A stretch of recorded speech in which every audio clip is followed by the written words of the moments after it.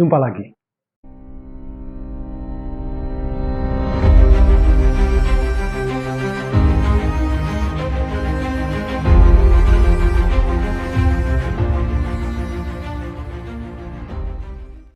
Pada bagian kedua ini, kita akan membahas beberapa hal mengenai level kadar kolesterol yang realistis dan menyingkirkan dogma tentang ambang batas yang tidak masuk di akal.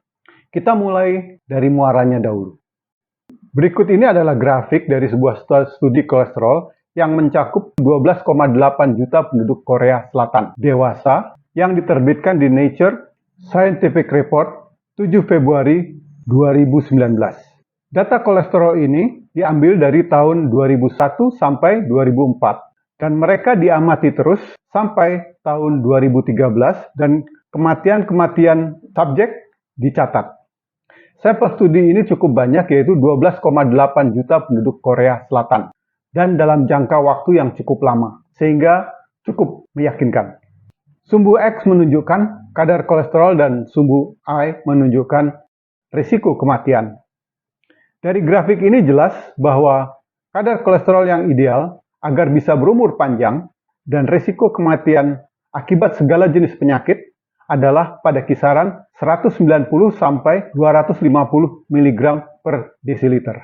Pada level tanda kutip berbahaya yaitu 300 mg per desiliter, risiko kematian akibat segala macam penyakit tingginya sama dengan pada level tanda kutip sehat. Yang dianggap sehat oleh persepsi sekarang yaitu 150 mg per desiliter. Bahkan pada level kolesterol yang saat ini dipersepsikan sangat sehat yaitu 118 mg per desiliter, pada kenyataannya resiko kematian akibat daripada segala macam penyakit adalah 2 kali lipat daripada level kolesterol yang tidak sehat yaitu 220 mg per desiliter. Sekarang bagaimana mungkin? Studi yang melibatkan 12,8 juta orang memutarbalikkan dogma kolesterol yang ada saat ini. Ini adalah studi kohort. Kohort artinya adalah studi ini dilakukan pada sekelompok orang dan diikuti dalam beberapa masa. Studi kohort ini sangat kuat karena banyak sampelnya, yaitu 12,8 juta orang selama 13 tahun diamati. Ikuti penjelasan berikut ini. Ketakutan terhadap kolesterol yang ditorehkan di benak masyarakat bahwa kolesterol adalah penyebab penyakit pembuluh darah, kardiovaskuler, dan pengerasan pembuluh darah katanya didukung oleh banyak data. Kalau penderita arteriosklerosis atau pengerasan pembuluh darah, kardiovaskuler, ditemukan endapan plak kolesterol di pembuluh darahnya, kemudian disimpulkan bahwa kolesterol adalah penyebab penyempitan pembuluh darah dan kolesterol harus dibasmi, maka kesimpulan logika itu salah. Kolesterol adalah zat yang mirip lemak, 80% lebih diproduksi oleh tubuh, terutama liver. Sebagian kecil lagi diproduksi oleh sel-sel tubuh. Jadi setiap sel tubuh memproduksi kolesterol, tetapi kebanyakan diproduksi di liver. Kolesterol mempunyai fungsi, 1. Memperkuat membran sel. Yang kedua, melindungi percabangan sel saraf atau myelin. Ketiga, bahan untuk membentuk hormon. Keempat, mendukung fungsi imun. Kelima, bahan untuk cairan empedu. Jadi kalau dilihat bahwa kolesterol mempunyai banyak fungsi untuk tubuh. Tidak heran kalau tubuh memproduksi kolesterol itu sendiri dan cukup banyak. Kolesterol yang diproduksi oleh liver didistribusikan melalui pembuluh darah arteri ke seluruh tubuh dalam bentuk lipoprotein LDL atau low density lipoprotein. Kemudian kembali ke liver untuk diproses ulang dalam bentuk HDL, high density lipoprotein. Bayangkan kalau Anda kekurangan kolesterol di otak. Mungkin Anda bisa jadi bego, pikun, Alzheimer, atau untuk hormon. Anda kekurangan kolesterol untuk hormon. Itu akan mengakibatkan kekacauan di dalam badan. Sistem imun juga bisa rusak. Penyakit akan sering hinggap. Demikian pentingnya fungsi kolesterol, sehingga dogma yang mengatakan, tanda kutip, kolesterol memang dibutuhkan oleh badan agar tubuh bisa berfungsi. Tetapi kelebihan kolesterol menaikkan risiko terkena penyakit pembuluh darah. Dogma ini masih banyak yang memegang teguh. Kolesterol tinggi itu berbahaya. Doktrin ini juga telah membutakan sehingga tidak ada yang bertanya tentang akibat kekurangan kolesterol. Apa akibat kekurangan kolesterol pada kelima fungsi yang saya sebutkan di atas? Tentunya umur sehat lebih pendek. Anda akan hidup dalam kondisi yang sakit-sakitan dibandingkan dengan kalau kolesterol itu terpenuhi. Kolesterol itu banyak di otak. Otak banyak mengandung kolesterol. Karena itu memang kolesterol diperlukan untuk melindungi percabangan syaraf yang ada di otak. Apa jadinya jika Anda kekurangan kolesterol? Apa jadinya terhadap otak? Saya akan tunjukkan lagi sebuah paper ilmiah dari British Medical Journal 12 Juni tahun 2016. Jadi sudah lama, cukup lama. Review ini merangkum 40 paper ilmiah tentang kolesterol. Dari judulnya bisa diterka kesimpulannya. Saya terjemahkan. Kurang adanya hubungan antara tingkat kolesterol LDL dengan tingkat kematian pada manula. Bahkan sebaliknya, tingkat LDL berbanding terbalik dengan tingkat kematian manula. Maksudnya bahwa LDL tinggi itu resiko kematiannya sama atau lebih rendah daripada orang yang LDL-nya rendah pada manula. Tentu saja ini sangat berlawanan dengan opini yang ada sekarang. Studi ini merangkum 30 kelompok masyarakat yang totalnya terdiri dari 68.000 orang. 28 kelompok punya catatan kematian beragam sebab. 9 kelompok diantaranya punya catatan kematian akibat jantung vaskuler. Hasilnya bahwa 92% subjek menunjukkan kadar kolesterol LDL dalam darah berbanding terbalik dengan kematian akibat beragam sebab. Sisanya tidak konklusif. Ini cukup meyakinkan. Artinya, kalau kolesterolnya tinggi, maka tingkat kematiannya lebih rendah daripada kalau orang yang kolesterolnya rendah. Jadi itulah kesimpulannya. Harapan hidup manula dengan LDL yang lebih tinggi pula harapan hidupnya. Jadi, harapan hidup panjang dari manula yang LDL-nya tinggi itu lebih tinggi daripada orang yang LDL-nya rendah. Orang yang LDL-nya rendah, harapan hidupnya lebih pendek. Itu kesimpulannya. Pertanyaannya sekarang, kadar kolesterol berapa sih yang disebut normal? Dan jawabnya adalah normal menurut tolok ukur tahun berapa. Kadar kolesterol normal itu sudah direvisi beberapa kali di dalam 30 tahun terakhir ini. Tetapi pada saat ini, yang disebut normal adalah tidak boleh lebih dari 200 mg per desiliter. Itu untuk total kolesterol.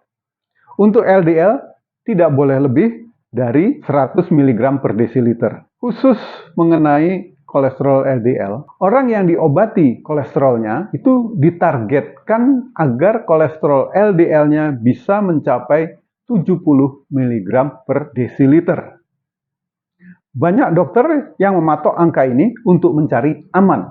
Di Uni Eropa itu lebih rendah lagi, yaitu 50 mg per desiliter. Padahal ada beberapa opini yang mengatakan bahwa LDL di bawah 40 adalah berbahaya, bisa menimbulkan masalah seperti hemorrhagic stroke, cognitive effect, kemampuan mengingatnya menjadi turun. Anda bisa Google search tentang hal ini, termasuk guideline di Uni Eropa tentang 50 mg per desiliter kolesterol LDL.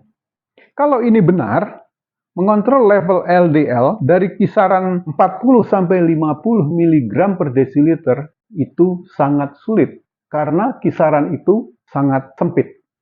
Persoalan dengan dogma kriteria itu timbul ketika mayoritas manusia dewasa jatuh pada kategori kolesterol tinggi atau di ambang batas dan berisiko terkena penyakit kardiovaskular. Sebagai orang yang berpikir akan bertanya, apa Tuhan salah desain dalam menciptakan manusia? Kok mayoritas orang berisiko mempunyai penyakit kardiovaskuler? Apakah hukum evolusi manusia juga kacau sehingga mengarah pada semua orang atau mayoritas terkena kardiovaskuler? Mari kita lihat data dari suatu studi kolesterol di Korea Selatan. Di jurnal Korean Circulation Journal, studi kolesterol ini melibatkan 8.300 pria dan 9.200 wanita, sehingga total adalah 17.500 orang. dan Anda bisa download pada link yang kita lampirkan. Berikut ini adalah chart kadar kolesterol LDL dari 17.500 subjek tersebut. Kurva yang ditunjukkan di sini adalah angka tengah-tengah. Artinya, 50% daripada peserta kadar kolesterolnya di atas kurva dan 50% lagi di bawah kurva. Nah, di sini terlihat bahwa sebagian besar kurva ini di atas kriteria yang ada saat ini, yaitu 100 mg per desiliter. Dan kalau kita masukkan kriteria 70 mg per desiliter, maka semua kurva berada di atas level 70 mg per desiliter. Artinya, mayoritas, apakah itu 60%, 70%, 80%, mungkin 90%, penduduk Korea Selatan berisiko kena penyakit penyempitan pembuluh darah dan harus mengkonsumsi obat kolesterol. Ini aneh, karena prevalensi kardiovaskuler di Korea Selatan adalah terendah di dunia, yaitu 27 kematian per 100.000 orang. Bandingkan dengan negara kaya lainnya yang sanggup juga membayar obat-obatan anti kolesterol seperti US adalah 73,5 per 100.000 orang, Jerman 56 per 100.000 orang, Singapura 61 per 100.000 orang, Oman 302 per 100.000 orang, atau India yang vegetarian 140,7 per 100.000 orang. Data ini Anda bisa dapat di link yang saya lampirkan. Tidak hanya dalam hal tingkat kematian penyakit jantung, tetapi tingkat prevalensi orang yang terkena penyakit jantung itu juga rendah. Terendah di negara-negara G20, yaitu 4.500 per 100.000 penduduk. Inilah hasil dari laporan Universitas Harvard. Anda bisa lihat data ini pada link yang saya berikan di samping. Jadi antara pedoman, yaitu 200 mg per desiliter total kolesterol atau 100 atau 70 mg per desiliter LDL, itu tidak masuk akal dibandingkan dengan kenyataan.